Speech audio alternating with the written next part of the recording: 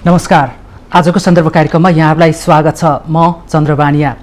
दर्शकवृन्द, वर्तमान सरकारको प्रभावकारितामाथि प्रश्नै प्रश्न किन, आज हामी यो बारेमा केन्द्रित भएर छलफल गर्नेछौँ।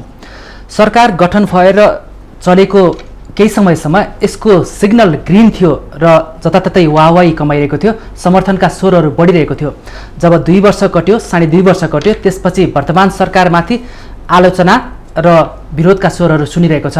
प्रमुख प्रतिपक्षी दल नेपाली कांग्रेसभन्दा पनि बढी सत्तापक्षभित्रै देखिएको प्रतिपक्षीले यो आवाजलाई बुलन्द पारिरहेको छ। सरकारले काम गर्न सकेन भनेर भनिरहेको छ। संविधानले कार्यकारी अधिकारसहित शक्तिशाली बनाएको ओली नेतृत्वको सरकारमाथि प्रश्न उठ्नुमा कारण के देखिन्छ? त्यसमाथि निर्वाचनमा झन्डै 2/3 नजिकको जनादेश पाएको यो शक्तिशाली सरकारमाथि बारम्बार प्रश्न किन उठिरहेको छ? के सरकारले काम गर्नै नसकेको हो त? यदि काम गर्न सकेको छैन भनेर यदि कसैले आलोचना गर्छ र विरोध गर्छ भने उनीहरूको मुख थुन्ने गरी सरकार र सरकारका समर्थकहरूले किन चित्तबुझ्दो जवाफ दिन सकिरहेका छैनन्? आज हामी जान्ने प्रयास गर्नेछौँ। यो विषयमा छलफलको लागि आज हामीसँग सत्तारूढ दल नेकपाको केन्द्रीय सदस्य एवं सांसद राजेन्द्र गौतम अतिथिको रूपमा हुनुहुन्छ। त्यसैगरी अर्का अतिथिमा नागरिक समाजका अगुवा वरिष्ठ अधिवक्ता पूर्णबहादुर कार्की हुनुहुन्छ र सांसद राजेन्द्र गौतम, उहाँ सङ्खुवा सभाबाट प्रत्यक्ष निर्वाचित सांसद हुनुहुन्छ भने वरिष्ठ अधिवक्ता कार्की 40 वर्षभन्दा बढी समयदेखि वकालत क्षेत्रमा सक्रिय हुनुहुन्छ र सरकारको काम र शैलीलाई नजिकबाट निहालिरहनु भएको छ। यहाँ दुवैजनालाई स्वागत छ। धन्यवाद। म सुरुवात गर्छु नागरिक समाजको अगुवाको रूपमा पनि भूमिका, अदालती प्रक्रियामा पनि बहस गरिरहने। अहिले सरकारमाथि खास गरी विपक्षीको भूमिका निर्वाहको लागि विरोध गर्नु त स्वाभाविक थियो। सत्तापक्षभित्रैबाट पनि विरोधका आवाज सुनिरहेको छ। यो सुनिरहँदाखेरि साँच्चैकै यो सरकारले काम नगरेको जस्तै लाग्छ कार्कीज्यू तपाईँलाई? अब अहिलेको परिस्थिति एउटा सरसर्ती अहिलेको परिस्थितिको एउटा के भने तस्बिर हेरौँ। अहिले सरकार मात्रै होइन, अहिले के नि राज्यका सबै निकायहरू ओह्रालो लाग्दै गएका छन्, असफल हुँदै गएका छन्, जनताको अपेक्षा अनुसारको काम गर्न सकेका छैनन्। अब यो कुन कारणले यस्तो हो?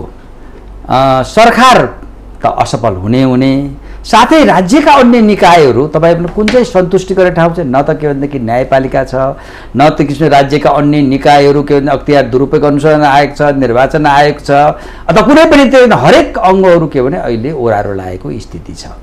र यसको कारण के हो भन्ने मलाई लाग्छ भने जस्तो यो अहिले हामीले अवलम्बन गरेको व्यवस्था भनेको संसदीय व्यवस्था, पार्लियामेन्ट्री सिस्टम भन्छ। पार्लियामेन्ट नै के हुन्छ भने यो व्यवस्थाको निर्णायक भूमिका हुन्छ उसको।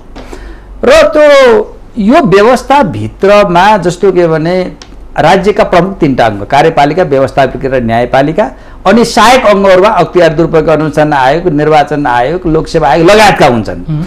र यी अङ्गहरूमा सबभन्दा के भने सबै अङ्गहरूको हेड अफ द क्याप्टन, एउटा जस्तो जहाज हुन्छ नि, जहाजमा एउटा के अरे जेटमा उडाउनुको लागि पनि धेरै के अरे पाइलटहरू हुन्छन्, त्यसमध्येको त्यहाँ एउटा हेड हुन्छ नि। हेड अफ द पाइलट भनेको यस सिस्टमको भनेको प्रधानमन्त्री नै हो। र यदि प्रधानमन्त्रीले असल काम गर्न सके, सही काम गर्ने र देशको राष्ट्रिय राजनीतिलाई सही दिशा र गति दिन सके भने स्वतः त्यसको प्रभाव राज्यका अन्य निकायहरू पर्छ। उनीहरूको बाध्य नाकाका चालले सकारात्मक बाटोतर्फ के भनेदेखि लाग्न बाध्यता हुन्छन्। अहिले प्रधानमन्त्री नै असफल भएको हुनाले त्यसको प्रत्यक्ष प्रभाव के हो? सबै राज्यका निकायहरू किन असफल, ओह्रालो लागेको र के भनेदेखि दलदलमा कहाँनिर देख्नुभयो यहाँले? अब प्रधानमन्त्रीको तपाईँलाई असफलताको कुरा तपाईँले किन उहाँले सक्नु भएन भन्ने कुरा, यस्तो के अरे अवसर कमै प्रधानमन्त्रीलाई प्राप्त हुन्छ। किनभने कि प्रधानमन्त्री ओली जब के भनेदेखि उहाँ प्रधानमन्त्री हुँदाखेरि उहाँको पक्षमा ठुलो पहाड जस्तो के भने जनमत थियो। लगभग अघि तपाईँले भन्नुभयो 2/3 को जनमत थियो। र अहिले पनि प्रधानमन्त्री ओली उहाँका समर्थकहरूले के एउटा दाबी गर्नुहुन्छ भने त्यो मूल्याङ्कन विषय होला, यो 2/3 त के भने प्रधानमन्त्री ओलीकै नाममा आएको हो भन्ने जस्तो नि गर्नुहुन्छ नि त। अब त्यो होला नहोला एउटा कुरा हो, तर के हो भने जोस के भने ठुलो जनमत प्राप्त भएको थियो। त्यस्तो जनमतको आधारमा प्रधानमन्त्री हुनुभएकोमै त्यति बेला परिस्थिति यस्तो थियो कि प्रधानमन्त्रीहरूले गलत गरेको छ भने जनताले त्यसलाई के भने सकारात्मक बनाएर के भने राम्रो सुनिदिने परिस्थिति थियो। त्यस्तो शासकहरूलाई कमै मान्छेलाई मिल्छ। अहिले चाहिँ कहाँनिर बिग्रियो अब म त्यही- अब त्यही भनेर नभनिकन सिधा भन्नु त हामीले त गरेको धेरै देखिने कुरा छ। अब कहाँ गयो त भन्दाखेरि यस्तो परिस्थितिको नै उहाँको अनुकूल हुँदाखेरि पनि उहाँ असफल हुनुभएको कारणमा एउटा कुरो त देशका समस्याहरू र जनताका अपेक्षाहरू उहाँले पहिचानै गर्न सक्नु भएन। अनि पहिचान गरेर कुनै तत्कालीन दीर्घकालीन तत्काल के गर्ने दीर्घकालीन के गर्ने भन्ने किसिमको तय गर्नु पर्थ्यो। उहाँको स्थिति के हो भने यो गर्नलाई त प्रधानमन्त्री ओलीको मेरो मूल्याङ्कन व्यक्तिको मूल्याङ्कनमा अहिले जो के भने अवसर थियो परिस्थिति थियो के गर्नुपर्छ भन्ने कुरामा उहाँको आफ्नो हैसियतले उहाँको ज्ञान क्षमताले के भने त्यो के खुट्याउने अथवा पहिचान गर्न सक्ने अवस्था थिएन। उहाँले कि त पार्टीको सहयोग लिनु पर्थ्यो कि त विज्ञको सहयोग लिनु पर्थ्यो। अब के गर्नुभयो, कहाँ उहाँ चुक्नुभयो त? विज्ञ भनेर सल्लाहकार कस्ता राख्नुभयो त भन्दाखेरि सल्लाहकार भनेको त आफूले नजाने कुरा सल्लाह दिने पो त राख्नु। उहाँले के भने सल्लाहकार कस्ता भने कारिन्दाहरू आफूले भनेको कुरा आदेश मानिदिने राखिदिनु भयो। अब उहाँबाट त केही पनि भएन। दोस्रो उहाँ कहाँ चुक्नुभयो त भने अब पार्टीको बुद्धि सामूहिक बुद्धि लिनु पर्थ्यो।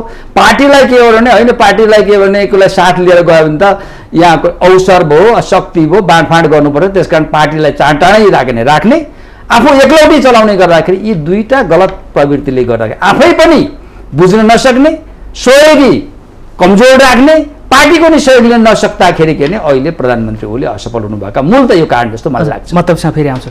गौतमज्यू यहाँले सुन्नुभयो नि होइन, नेकपाकै प्रचण्ड गुट र माधव नेपाल गुट बोले जस्तो अहिले बोधबहादुर कार्की बोल्नुभयो प्रधानमन्त्री असफल हुनुभयो, सल्लाहकार सानो राख्नुभयो, ज्ञान नभएका राख्नुभयो भन्नु।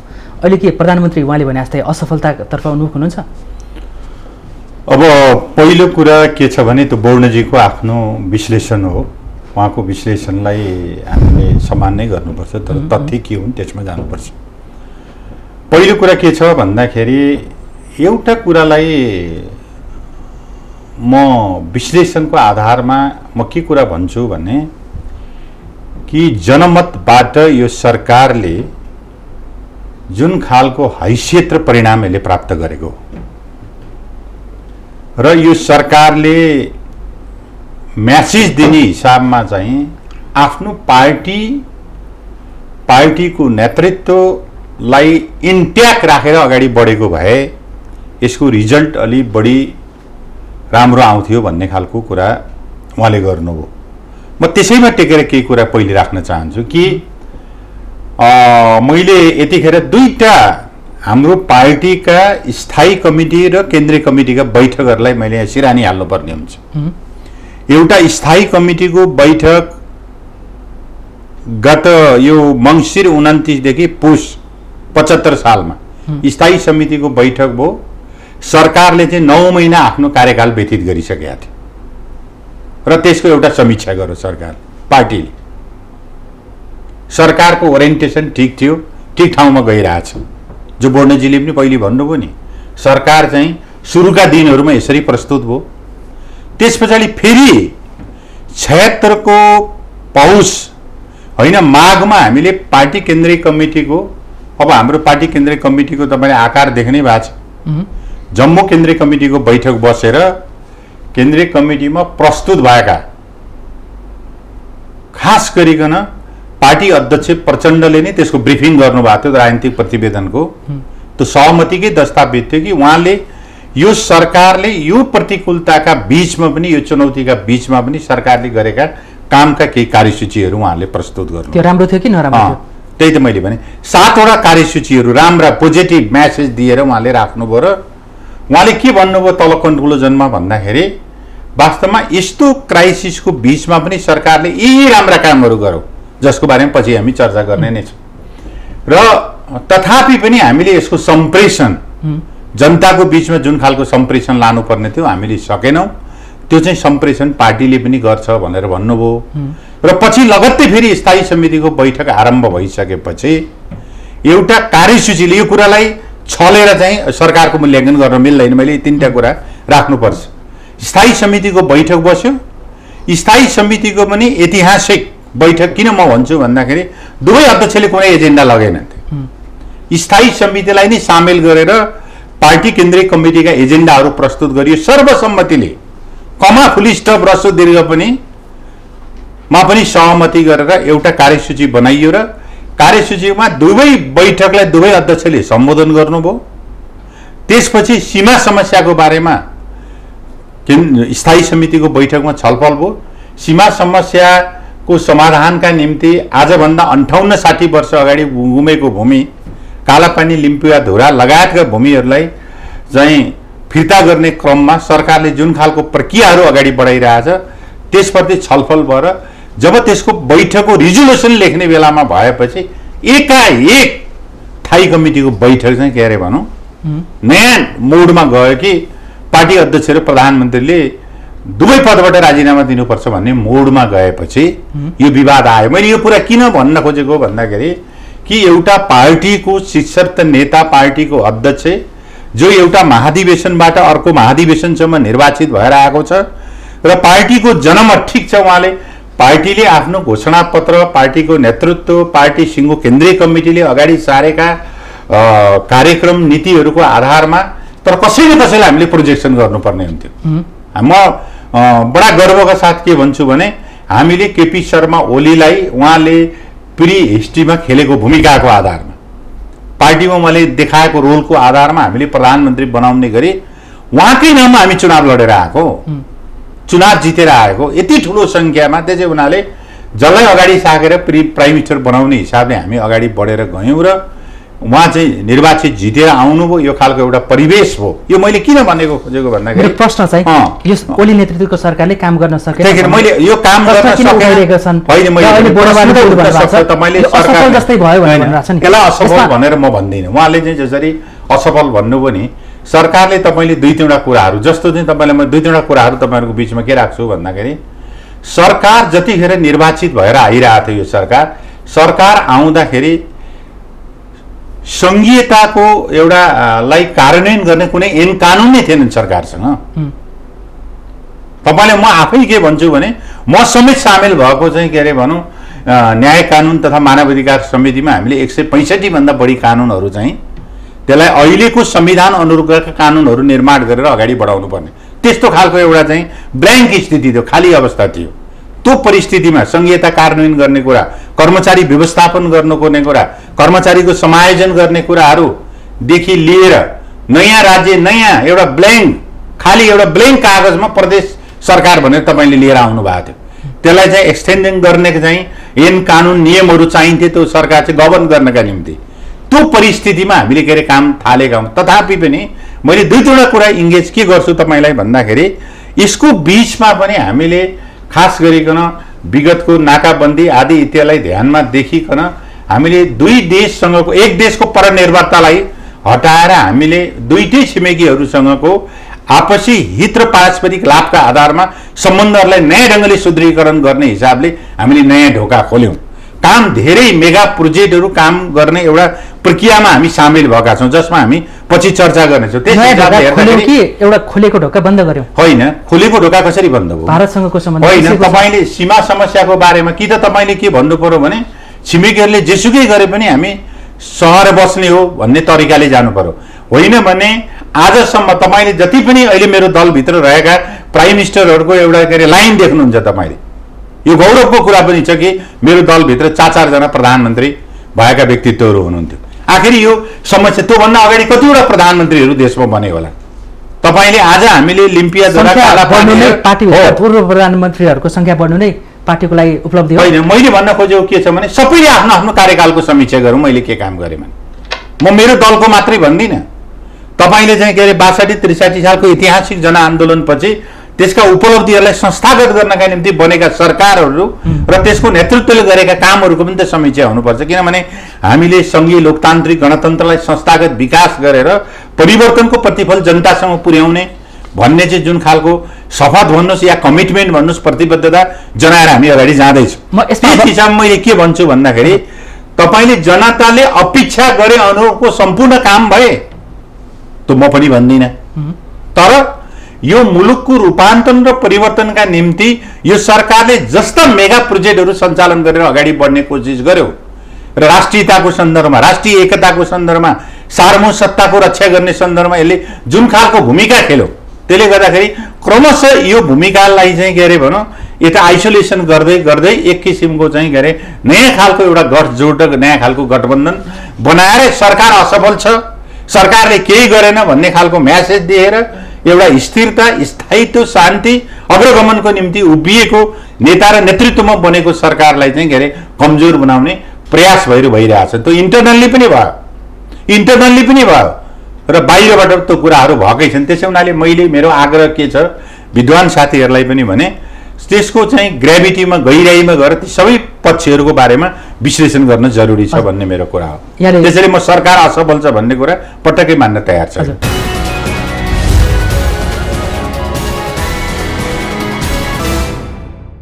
कार्कीज्यूको भनाइलाई उहाँले खारेजै गर्नुभयो है, तर उहाँले खारेज गर्दै नयाँ कुरा प्रवेश गराउनुभयो। यो प्रधानमन्त्री ओली नेतृत्वकोमा सरकार बनेपछि मेगा प्रोजेक्टहरू चाहिँ रन भएका छन्। अघिल्ला प्रधानमन्त्रीहरूको भन्दा धेरै कार्यक्रमहरू अगाडि बढेका छन् भन्नुभयो। केही देख्नुहुन्छ त्यस्तो नयाँ कार्यक्रमहरू? अब राजेन्द्रजी नेकपाभित्रको सांसद पनि हुनुहुन्छ। मैले बुझेसम्म प्रधानमन्त्री ओलीको के भने भित्रिया पनि हुनुहुन्छ भन्ने मैले बुझेको छु। त्यो भनेको प्रधानमन्त्री निकट। अब त्यो हिसाबले उहाँले के भने उहाँको कर्तव्य पनि हो त्यो भन्नु होला। मैले एउटा जनताको भन्दाखेरि उहाँले भनेको कुरामा असत्य केही छ र? होइन म भन्दैछु त्यसैले यस्तो उहाँले एउटा के कुरा गर्न खोज्नुभयो भने कि प्रधानमन्त्री ओली कहाँ के असफल हुनुभयो, सफल हुनुभएको छ, यो संघीयता कारणको लागि गर्नुभयो भन्नुभयो। ती भनेका के भनेदेखि स्वाभाविक रूपले हुने कुरा हुन्, तर के भने उहाँले चाहिँ तत्कालीन र दीर्घकालीन रूपमा जुन के भनेदेखि योजनाहरू तय गरेर कार्यक्रमहरू तय गरेर जो गर्नु पर्ने थियो त्यो उहाँ के भने गर्न के सक्नु भएन। त्यसलाई अलिकति स्पेसिफिक भन्न सकिन्छ यहाँनिर चाहिँ मिसिङ भयो भनेर? होइन त्यो त त्यही हो। जस्तो के भने चाहिँ पहिलो कुरो त तत्कालीन कार्यक्रम भनेको जनतालाई तत्कालीन राहत दिने देखिने गरी। अब यो मैले मात्रै भनेको त होइन नि, आम जनताले भनेको छ ओलीले केही पनि गरेन किन असफल भए भनेर। तत्कालीन जनतालाई राहत दिने कुरा भएपछि जनतामा एउटा आशा के पलाउँथ्यो भने अब केही गर्छ सरकारले, त्यो पनि गर्न सकिएन। त्यसपछि के हो भने दीर्घकालीन रूपमा के भने यो गर्छ भन्ने त्यो पनि तय हुन सकेन। यो भने के त्यो भने के जस्तो नसकेको कुराहरू ठ्याक्कै पोइन्ट आउट गरिदियो भने गरेन भन्ने हुन्छ। जस्तो के भने दीर्घकालीन रूपमा अब के भनेदेखि देशका के भने समस्याहरू, आर्थिक समस्याहरू भए, त्यसपछि के भनेदेखि राजनीतिक समस्याहरू, ती सबै समस्याहरूलाई हल गर्ने योजनाहरू हुनुपर्थ्यो। अब अर्को यसै मैले के जोडेँ भने अब अहिले चाहिँ यो असफल र त्यो तय गर्नु नसक्नुको कारण पछाडि त्यो कुरा के हो भने अहिले पनि एउटा भ्रमपूर्ण के धारणा प्रधानमन्त्री ओली उहाँको केन्द्रदेखि समूहमा रहेको छ। त्यो भनेको के हो भने व्यवस्था के भने दलीय व्यवस्था अवलम्बन गर्ने, मानसिकता चाहिँ मनोविज्ञान के बोकेर भने निर्दलीय बोकेर हिँड्ने। दलीय व्यवस्थामा के हुन्छ अहिले त हाम्रो दलीय व्यवस्था, दलीय व्यवस्थामा सर्वे सर्वा भनेको दल हुन्छ। दलले चुनाव लड्छ घोषणा पत्रको आधारमा अनि दलले के भन्दा गर्ने चुनाव जित्छ। त्यसपछि प्रधानमन्त्री को बनाउने, मन्त्रीहरू को बनाउने भन्ने सबै कुरा कसले तय गर्छ? दलले कुरा गर्छ। अब यहाँ के हो त भन्दाखेरि दलको भूमिका कुनै रहेन। दल जम्मै के भन्दा पार्टी कमिटीहरू निष्क्रिय के नै भए। उहाँ पार्टीको अध्यक्ष पनि हुनुहुन्थ्यो। उहाँले के गर्नुभयो त म त के पञ्चायतकालको निर्दलीय के प्रधानमन्त्रीको जस्तो अगाडि बढ्न खोज्दाखेरि के हो र पार्टी र सरकारको बिचमा तालमेल मिलेन। अर्को भन्यो सर उहाँले घुमाउरो तरिकाले अरूले के काम गर्न दिएनन् पार्टीभित्रैबाट भन्न खोज्नु भने यो चाहिँ मलाई किन विश्वास लाग्दैन भने प्रमुख विपक्षी पार्टी नेपाली काङ्ग्रेस तपाईँले देख्नु भएको छ जसले सरकारको के भन्दै कुनै विरोध गर्दैन। बरु के भनेदेखि प्रधानमन्त्री ओलीले अलिकति ठुल्ठुलो के भनेदेखि कमिसनहरू हात पाल्नु भएको छ भने झोला बोकेर शेरबहादुरजी बालवाटार जानुहुन्छ अनि त्यसपछि पदको के भनेदेखि बाँडफाँड गर्नुहुन्छ। यहाँ त प्रतिपक्ष नै छैन। अब के भने जहाँ पार्टीबाटै अवरोध गरौँ भन्ने त ए बाबा 2.5 वर्ष जस्तो त के भने पार्टीभित्र चुपै लागेन। उहाँले पार्टीलाई पुरै निष्क्रिय बनाउनु भयो, केही गराउनु भएन। हुँदा पनि त चुप लाग्थ्यो नि। जब जनताले आवाज उठाउन थाल्यो हामीले मत दिने नेकपालाई केही गर भने यत्रो मत दिने, प्रधानमन्त्रीले केही पनि गरेन भनेपछि न पार्टीभित्रको द्वन्द्व सुरुवात भएको हो। अब अर्को आयो के भने उहाँले अरू चाहिँ के भने अर्को समस्या उत्पन्न के गर्नुभयो भने वास्तवमा उहाँले देशभित्रैको त केही गर्दै गर्नु भएन। त्यो जति जनताको अपेक्षा त्यो गर्ने सम्भावना त्यो गर्नु भएन। अर्कोतिर नेपाललाई के गर्नु पर्ने भनेदेखि वैदेशिक सम्बन्धमा पनि लगाएर के भनेदेखि भाषमा लगाएर हालिदिनु। कसरी म भन्नुहुन्छ भने एकातर्फ के भने चुनावमा भारत विरोधी के भने नारा दिएर उहाँ चुनाव गर्ने जित्नुभयो। अब त्यो जितेको भोलिपल्ट के भने उहाँ बाओ सम्मेलनमा चाइनामा बोलाएको थियो, निम्ता तय भएको। उहाँ के भने मोदीलाई भेट्न भने त्यतातिर चीनलाई के भनेदेखि चिडाएर उहाँ के अरे भारत जानुभयो र लम्पसार पर्नुभयो। त्यो राष्ट्रियताको पक्षमा जनताले दिएको मतलाई कहाँ लगेर भने मोदीको के भनेदेखि पाउमा लडेर चढाउनु भयो एउटा कुरा। अब दोस्रो पछि त्यसपछि के आयो, अनि फेरि अहिले आएर के भने उहाँसँग के भने भारतसँग केही प्रश्नमा के भने भएपछि फेरि उहाँ के भने केटाकेटी जस्तो के भनेदेखि झगडा गर्न पनि अग्रसर हुनुभयो। त्यो भएको हुनाले एउटा सन्तुलित जुन छ न चीनसँग उहाँले सन्तुलित के सम्बन्ध राख्न सक्नुभयो, न भारतसँग के सन्तुलित सम्बन्ध राख्नुभयो। अब यहाँ जस्तो भन्नुहोस् न, एउटा के अरे लिम्पियाधुरा कालो पानी लिपु भएको राष्ट्रिय सहमतिको इस्यु त्यो नेपाली भूमिमा फर्काउनु पर्छ भन्ने मूल एजेन्डा हो अहिले। र भारतले यदि के भने त्यही सबै राष्ट्र एकजुट भएर त्यसको पक्षमा उभिएको थियो, भारतले नाकाका चालमा के गर्नु पर्थ्यो, त्यो नेपाली भूमि फिर्ता गर्नुपर्ने अवस्था हुन्थ्यो। अब के गर्नुभयो, पहिला त के भने त्यही नक्सा प्रकाशित गर्ने कुरा पनि उहाँ अलमल गरिराख्नु भएको थियो, पार्टीको दबावमा नक्सा चाहिँ प्रकाशित गर्नुभयो, यो सबै निर्णय भयो। अब के भने पछि गएर के भने कहाँ लिम्पियाधुरा कालो पानी मूल इस्युलाई छोडेर कहाँ राम जन्मभूमि र कहाँका कुरामा ल्याएर अर्कोतिर के भनेदेखि होल के भने भारतसँगको एउटा टसलको आम जनतै से टसलको विवादमा जानुभयो। भएको हुनाले त्यस्तै गरेर अर्को भनेको जस्तो के भने अमेरिकन सहयोग जो एमसिसी हो, त्यो के भने उहाँले प्रश्न भन्न सक्नुभयो, त्यो नेपालको हितमा छैन। यो के भने अमेरिकाको जुन सामरिक अखडा नेपाललाई बनाउने गरेर हामी सक्दैनौँ, यहाँ के भने चीन पनि छ, भारत पनि छ भन्ने किसिमको प्रश्न हुनु, उहाँले एमसिसीको के भने झन्डा बोकेर हिँड्नुभयो।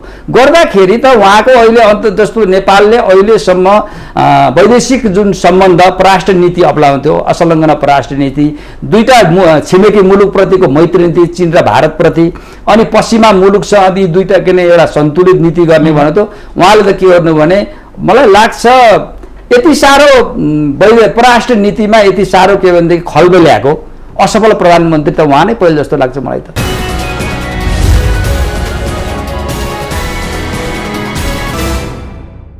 अहिले वरिष्ठ अधिवक्ताज्यूले भनेको कुरामा यहाँ समर्थन गर्नुहुन्छ या खारेज गर्ने तर्कहरू सत्तापक्षको सांसदमा देखिन्छ?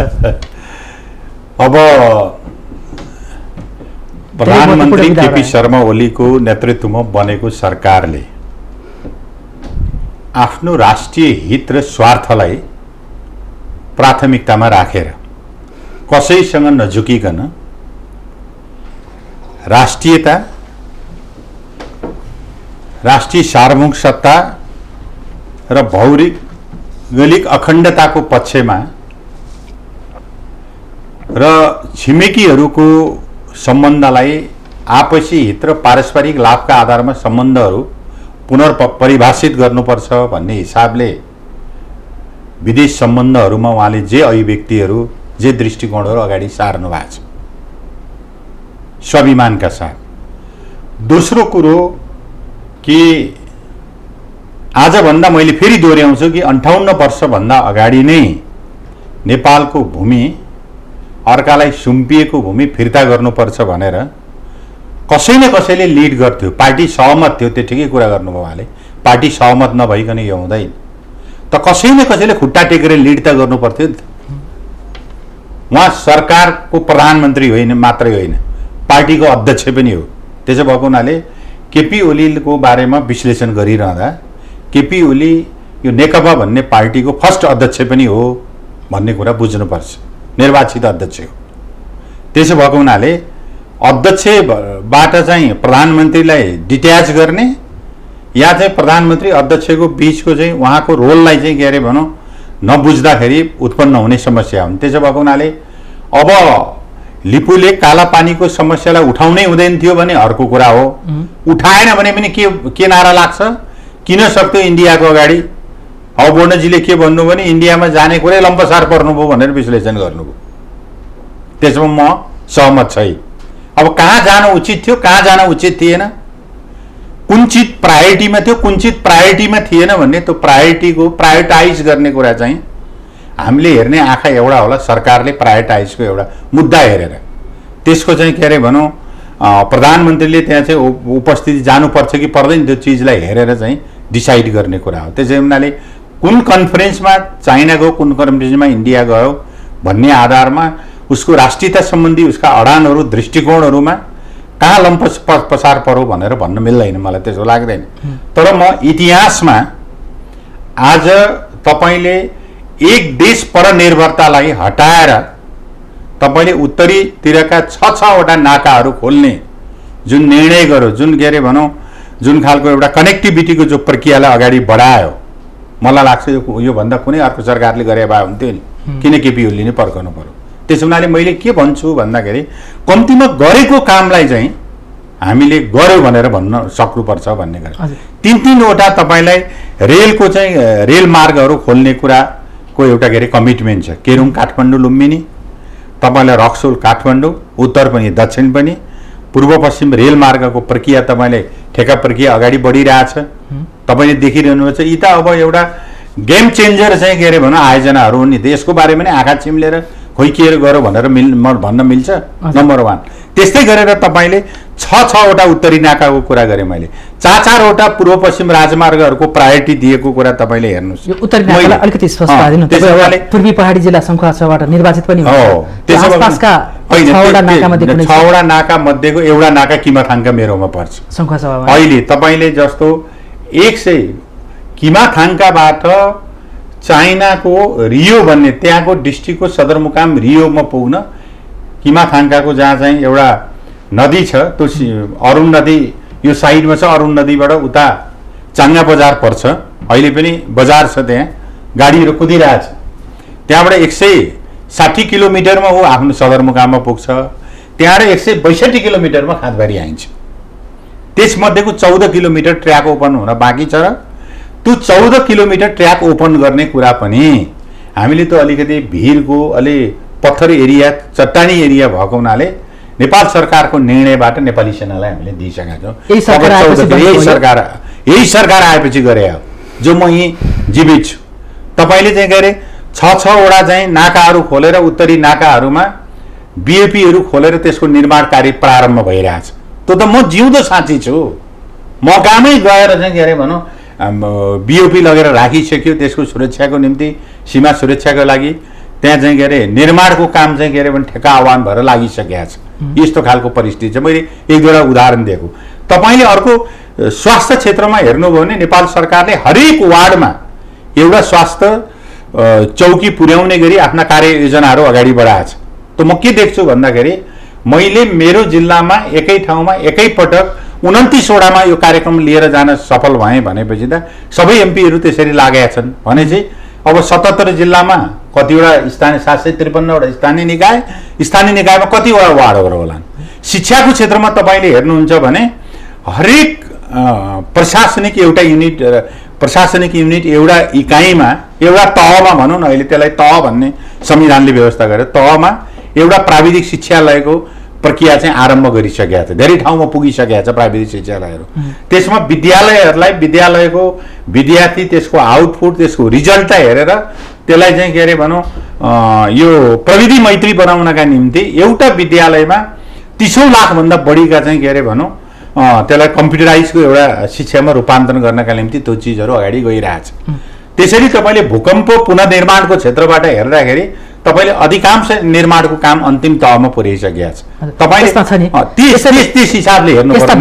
धेरै हुँदा हुँदै पनि छ नि। अहिले पूर्णबहादुर कार्की त एउटा प्रतिनिधि पार्टी मात्रै हुनुहुन्छ। सत्ता पक्षकै धेरै स्थायी कमिटी सदस्य र पूर्व मन्त्री भइसकेकाहरू पनि ओली नेतृत्वको सरकारले काम गर्न सकेन भनेर चाहिँ किन कुरा प्रभावकारितामाथि मैले अघि भूमिका बाँधेको। त्यसै हुनाले मैले के देख्छु भन्दाखेरि नेपालको इतिहासमा यो नै सरकार यति लामो समयमा चलेको सरकार भयो। यो सरकार 5 वर्षसम्म यो सरकार चल्दाखेरि यसले पार्ने प्रभावहरूको एउटा ठाउँमा छ। त्यसमा चाहिँ पोलिटिकल स्टेबिलिटी भयो, स्थिर एउटा सरकार बस्छ। अर्को मान्छे चाहिँ के अरे सरकारमा अर्को मान्छे आउँदै 9 महिनामा 7 महिनामा प्रधानमन्त्रीहरू परिवर्तन गर्ने हुँदाखेरि यो खालको एउटा चाहिँ अहिले देशमा मैले खास गरिकन सत्तारूढ दलभित्र नै यो कमजोरी देखेँ कि सत्ता केन्द्रित बहस, सत्ता कब्जा गर्ने बहसले चाहिँ बढ्ता गएर काम गरिरहेछ। यो मलाई भन्न कुनै शर्म छैन।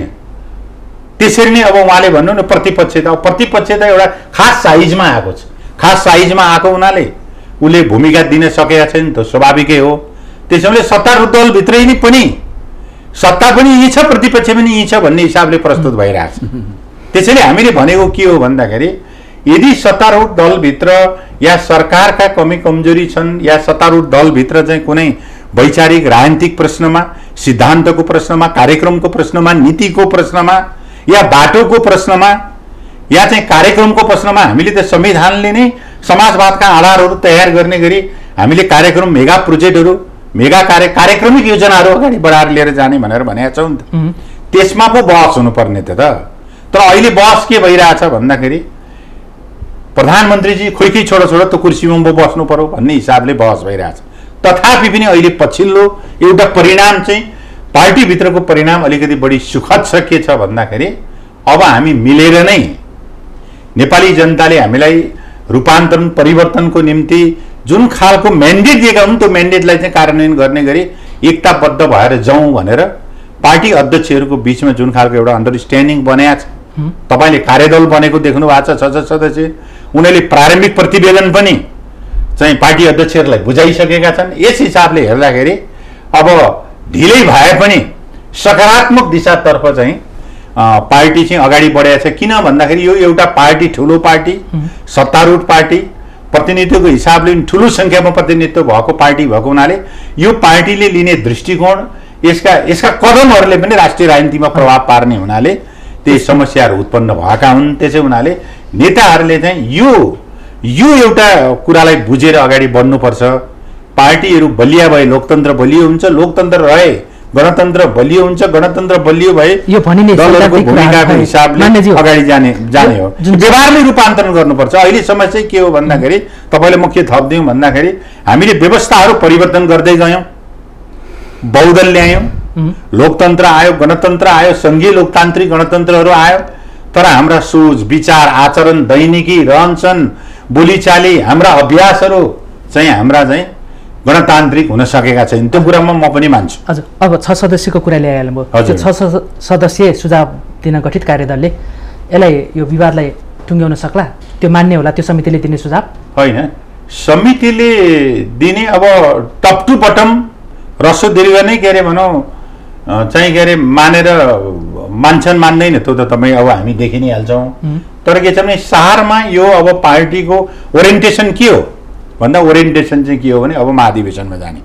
किनभने तपाईँले राखेका विचारहरू पूर्व नेकपा एमाले भनेको जनताको बहुदलीय जनवादी विचार पनि स्टप गर्नु भएको छ। तपाईँले माओवादीले भनिरहेको, पूर्व माओवादी केन्द्रले भनिरहेको 21औं शताब्दीको जनवाद भन्ने कार्यक्रम पनि तपाईँले स्थगन गर्नु भएको छ।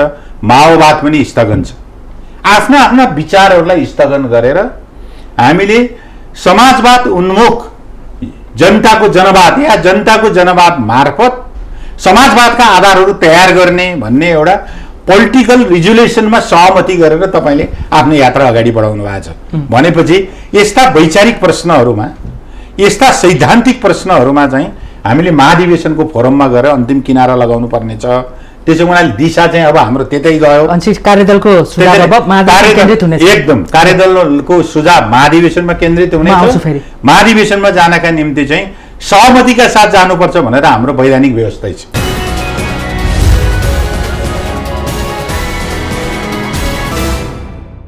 सरकारको मूल्याङ्कन र समीक्षापछि हामी पार्टीको विवादमा गयौँ। उहाँले भन्दै हुनुहुन्छ नि, तपाईँ बाहिरबाट के देख्नुहुन्छ नेकपाभित्रको विवाद? त्यो 6 सदस्यीय कार्यदलले दिएको सुझावको आधारमा अब महाधिवेशन केन्द्रित भएर टुङ्गेला?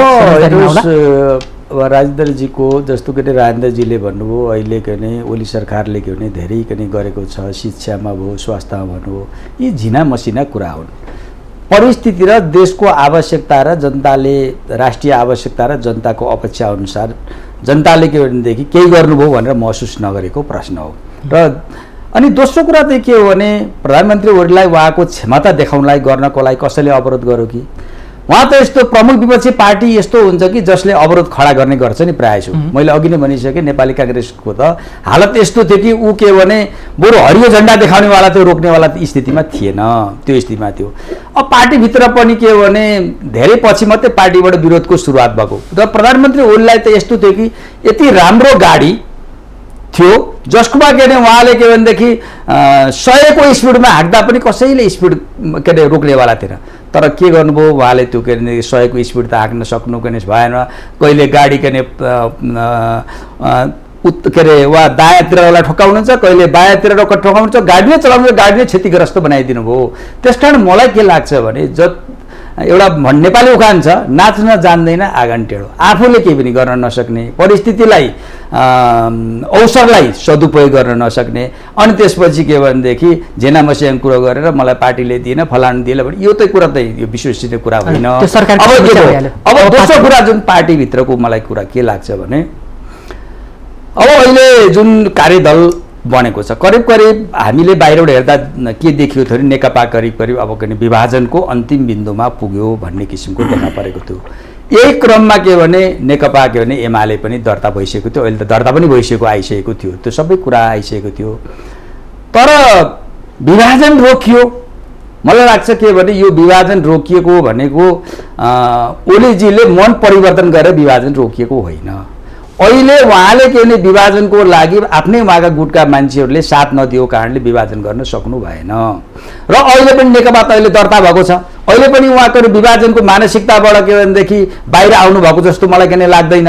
उहाँ के भने जस्तो अहिले उहाँ शक्ति के भने कमजोर भएको हुनाले 2 कदम पछि सर्नु भएको छ र भोलि आफ्नो शक्ति आर्जन गर्ने बित्तिकै र उहाँको उहाँको स्वार्थ अनुकूल आफ्नो अनुकूल के भनेदेखि पार्टीलाई हिँडाउन किन सक्नु भएन भने पार्टी फेरि पनि कुनै बेला पनि विभाजन आउन सक्छ। उहाँले अहिले भनिहाल्नु त्यो एउटा आकलन भयो। अब 6 सदस्यको कार्यदलको भूमिकाको कुरा गरौँ त, त्यो कार्यदलले दिने सुझाव यो पार्टीको यो विभाजनको डिलमा पुगिसकेको जुन त्यो खतराको चिन्ह थियो त्यो ब्याक हुने र त्यसलाई मेट्ने तर्फ यो 6 सदस्यीय कार्यदलले सफलता पाउला या नपाउला? अब होइन, कार्यदलमा अब नेकपा भित्रमा लगेका मूलत के 3टा गुटहरू छन्। एउटा के प्रधानमन्त्री ओलीको गुट छ, माधव नेपालको गुट छ, त्यसपछि प्रचण्ड गुट छ। मूलत 3टा गुटहरू। अब 3टै गुटका त्यहाँ प्रतिनिधित्वहरू छन् र त्यहाँ के बुझेको छ भने नेकपा विभाजन भयो भने कसैको राजनीतिक भविष्य रहँदैन भन्ने उनीहरूले बुझेका छन्। बुझेको हुनाले अहिले चाहिँ खास गरेर पार्टी विभाजनमा प्रधानमन्त्री ओलीलाई कसरी रोक्न सकिन्छ भन्ने किसिमको एउटा एक्सर्साइज भइरहेको छ। प्रचण्ड पनि अहिले 2 कदम पछाडि सरेको कारण पनि त्यही नै होला। त्यो भएको हुनाले अब यसले मिलाउने के भनेदेखि कोसिस के भनेदेखि यसले गर्ला, निकाल्ला, यसले परिणाम राम्रै निकाल्ला। आशावादी भनौँ होइन? आशावादी भनौँ। तपाईँहरूको संसदीय दलमा यो पार्टी फुटको डिलबाट जोगाउनु पर्यो भनेर हस्ताक्षर क्याम्पेन पनि भएको देखिन्छ। त्यसमा 65 जना सांसदभित्र तपाईँको नाम पनि देखिन्छ। तपाईँहरू पार्टी फुटाउनुको लागि क्याम्पेनमा हुनुहुन्थ्यो या पार्टीलाई फुटबाट जोगाउनुको लागि हुनुहुन्थ्यो? यसमा तपाईँको केही संलग्नता? अब यस्तो, अब यो प्रधानमन्त्रीले पार्टी फुटाउनु हुन्थ्यो भनेर जो आङ्कलन र विश्लेषण भइरहेछ नि, हजुर, यसमा म सहमत छैन। पहिलो कुरा, जसले नेपालका 2टा कम्युनिस्ट पार्टीहरूलाई एकीकृत गरेर, तपाईँले म एउटा बडा गजब एउटा तपाईँलाई टर्मिनोलोजी पनि म प्रयोग गर्छु वर्णजीको अगाडि कि उहाँ नेकपा एमालेको 9 महाधिवेशनबाट निर्वाचित अध्यक्ष, हाम्रो पार्टीको अर्को अध्यक्ष पुष्पकमल दाहाल प्रचण्ड माओवादीको महाधिवेशनबाट निर्वाचित अध्यक्षहरू।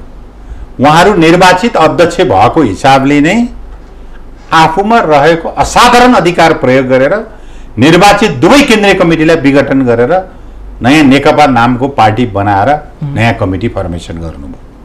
त्यसैले उहाँहरू आज अध्यक्ष हुनुहुन्छ भनेपछि अब केपी ओलीले नै चाहिँ यो चाहिँ डिभिजन गर्नुहुन्थ्यो भन्ने जो विश्लेषण छ नि त्यसमा म यसकारण सहमत छैन कि जसले जुटाएर यस्तो ऐतिहासिक परिणाम जनमतमा प्राप्त गर्यो त्यो व्यक्तिलाई पार्टी फुटाएर अब गर्नु के बाँकी छ? जसले उसैले के भन्यो, हाम्रो पार्टी अध्यक्षले के भन्नुभयो भने पार्टी एउटा महाधिवेशनबाट अर्को महाधिवेशनसँग निर्वाचित भएको अध्यक्ष टर्मिनेसन त्यति बेला हुन्छ कि अर्को महाधिवेशन आयोजना गर्नुहोस्, म अध्यक्ष चाहिँ उम्मेदवार हुन्न, म टर्मिनेसन हुँदैछु, म त्यहाँबाट बिदा हुन चाहन्छु भन्ने मान्छेले पार्टी फुटाउनु पर्ने किन? उहाँले त भोकल्ली भन्नुभएको छ। सधैँ अस्थिरता रहिरहन्छ, झगडा परिरहन्छ उहाँले भन्नुभएको छ। किनभने तर एउटा समस्या चाहिँ मैले के देख्छु भन्दाखेरि एमाले दर्ता भएको त के हो मैले नबुझेको होइन। दर्ता त अमुक व्यक्तिले पपुलर मान्छेहरू पपुलर पार्टी दर्ता गरेकै छ नि, माओवादी केन्द्र पनि दर्तै छ नि। तर मैले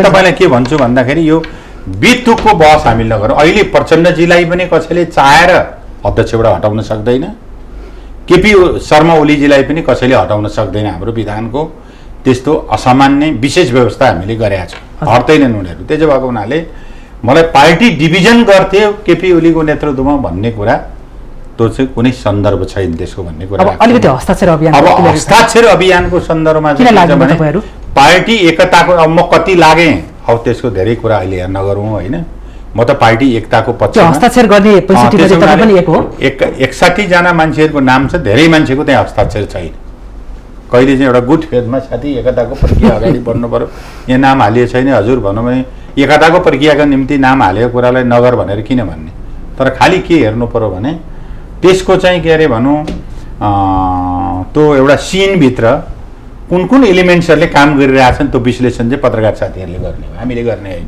त एकता प्रक्रियाका निम्ति भएका सबै प्रयासहरूलाई हाम्रो चाहिँ रेड सेल्युट छ हामीले रेड सेल्युट गरेकै छौँ यसमा मैले त्यसैले मैले के भन्छु भन्दाखेरि त्यो राम्रो निम्ति एकताको निम्ति गरिएको छ त्यो ठिक छ अब त्यसका निम्ति अरू के छन् त्यो त पछि पटाक्षेप हुँदै गइ नै हाल्छ अब जहाँसम्म तपाईँको अर्को एउटा थप पनि कुरा के छ भने यो 6 सदस्यीय कार्यदलको कुरा छ कार्यदलले एउटा चाहिँ कार्यसूची नै बनाएर तपाईँले केन्द्रीय कमिटीले महाधिवेशनको घोषणा गरिसकेका छ त्यो महाधिवेशनको घोषणा गरेको तिथिमा एउटा वर्किङ क्यालेन्डर यो कार्यदलले लिएर आउँछ र कार्यविभाजनमा मङ्सिर 4 गतेको जो कार्यविभाजन दुईटा अध्यक्षहरूको कार्यविभाजनको सन्दर्भमा एउटाले सरकार चलाउने अर्काले पार्टी चलाउने भनेर सहमति भएको थियो त्यसमा घचाखुचुक गर्दाखेरि अब दुईटा अध्यक्ष त छोडाएको छैन कसैले पनि अनि त्यसो गर्दाखेरि के मलाई चलायो कि भन्ने खालको भन्ने कुरा हो त्यसलाई अरू प्रष्ट गरेर एउटा चाहिँ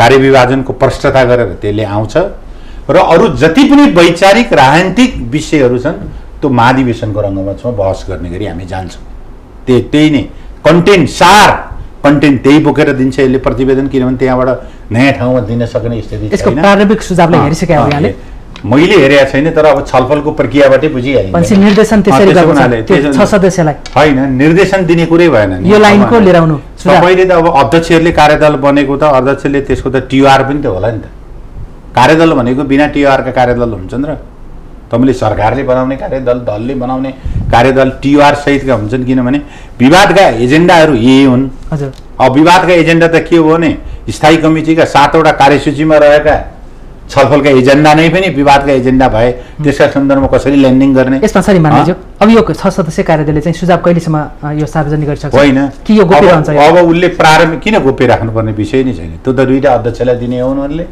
दुईटा अध्यक्षले त्यसमा फेरि आफ्नो चाहिँ के अरे भनौँ केही आफ्ना केही थप सुझाव छ भने सुझाव हालेर चाहिँ सचिवालयमा जाने हो सचिवालय आफ्ना केही कुराहरू त्यहाँ राखेर अनि स्थायी समितिमा जाने हो स्थायी त्यो नै सुल्टो बाटो हुन्छ यहाँ भइरहेको के कुरा थियो भन्दा तपाईँलाई त्यो पनि स्मरणमा गराइदिउँ टाइम कति छ स्थायी समितिमा छ त्यही स्थायीबाट सुरु गर्नुपर्छ भन्ने पनि थिए हजुर हामीले त्यहाँ थियो त्यसलाई उल्टाएर अध्यक्षकामा लिएर आउने किनभने असहमति भयो त जहाँ असहमतिको बीजारोपण हुन्छ त्यहाँबाट आउनु पर्यो नि हजुर कार्कीज्यू अब मैले अब यो पार्टी फुट ढिलै भनेर भन्नुहुन्थे अब माधव नेपाल गुट प्रचण्ड गुट अब झलनाथ गुटहरू अब ओलीको निर्देशन अनुसार नै अब महाधिवेशनसम्म जाने र अर्को निर्वाचन पछि मात्रै प्रधानमन्त्रीको नेतृत्व र पार्टी अध्यक्षको नेतृत्व फेर्नीमा सहमति हुन सक्ला अब म दुई शब्दमा भन्छु अहिले प्रधानमन्त्री ओली के भनेदेखि कमजोर भएको हुनाले शक्ति सञ्चयको बाटोमा हुनुहुन्छ अधिवेशनमा पुग्दाखेरि प्रधानमन्त्री ओली अहिले शक्तिको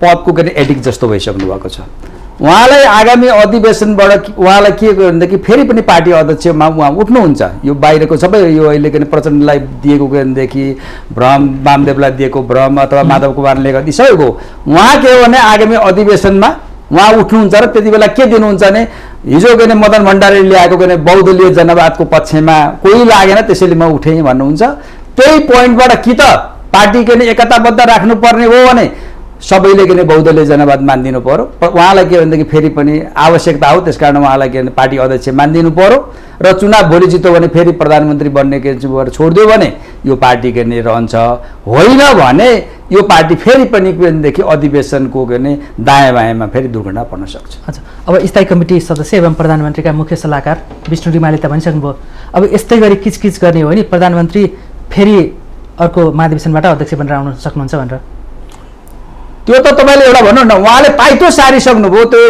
नेकपा एउटा भन्छ नि काहीँ जानु पर्यो भने पाइतो सार्ने भन्छ नि नेकपा एमाले खडा गरेर प्रधानमन्त्री ओलीले त पाइतो सारिसक्नुभयो गौतमजीको यसमा के छ अब यो किचकिच बढिरह्यो भने होइन? होइन, किचकिच बढिरह्यो विष्णु नेपालले भने पनि किचकिच त भन्नुभएको होइन, यो कोणमा जाँदै जानु भएन उहाँ। हजुर कोण के हुनसक्छ भन्दाखेरि एकचोटि पार्टीका प्रमुख भइसकेका, यसो सौभाग्य के छ भने नि यो पार्टीको हजुर 4 जना पूर्व प्रधानमन्त्रीहरू इन्क्लुडिङ द वर्तमान पिएम, अनि कोर अफ लिडरसिप भनेर 9 जनाको जो लिडरसिप बनाएको छ त्यसमध्ये 7 जना मान्छे चाहिँ आफ्नो आफ्नो समूहका पार्टी अध्यक्ष भइसकेका मान्छे रहेछन्, प्रमुख भएका हजुर त्यस्ता व्यक्तित्वहरू, जसलाई के लाग्छ भने म नै यो पार्टीको चाहिँ खास मान्छे, फर्स्टम्यान म नै हुँ भन्ने पनि त्यसले पनि त्यो ह्याङओभर हुन्छ।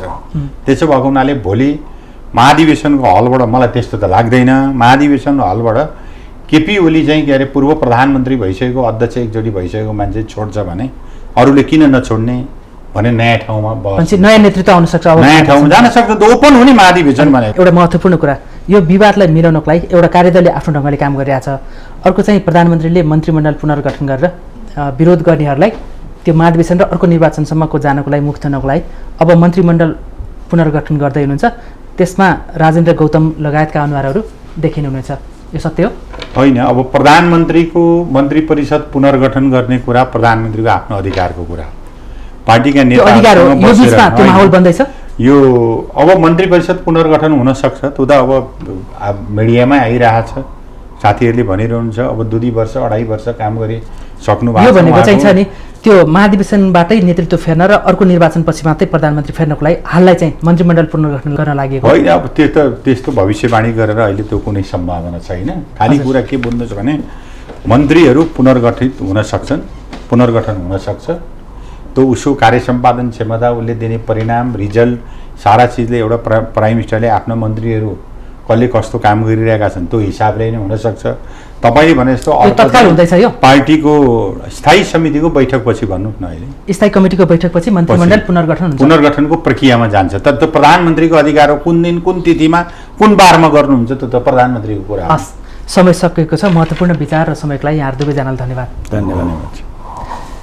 आदरणीय दर्शकवृन्द, आजको श्रृङ्खलामा हामीले वर्तमान सरकारको प्रभावकारितामाथि किन प्रश्नै प्रश्न भन्ने सन्दर्भमा केन्द्रित भएर सत्तापक्षका सांसद, नेकपाका केन्द्रीय सदस्य राजेन्द्र गौतम र वरिष्ठ अधिवक्ता बौढबहादुर कार्कीसँग आज हामीले केही जान्ने र बुझ्ने प्रयास गऱ्यौँ। यिनै संवादको साथ आजको श्रृङ्खलाबाट म चन्द्रबानिया बिदा हुन्छु। सत्य, तथ्य र निष्पक्ष समाचारको लागि माउन्टेन टेलिभिजन हेर्दै रहनुहोला। नमस्कार।